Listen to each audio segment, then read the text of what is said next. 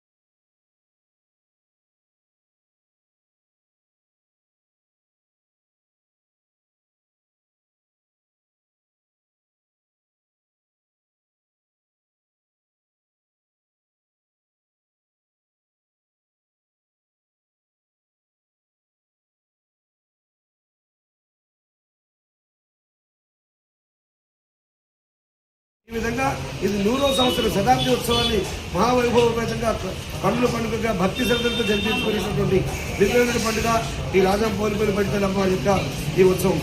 ఆలయ ప్రధాన అతిథులు వేమకోటి సూర్యనారాయణ శర్మ. స్వస్తి.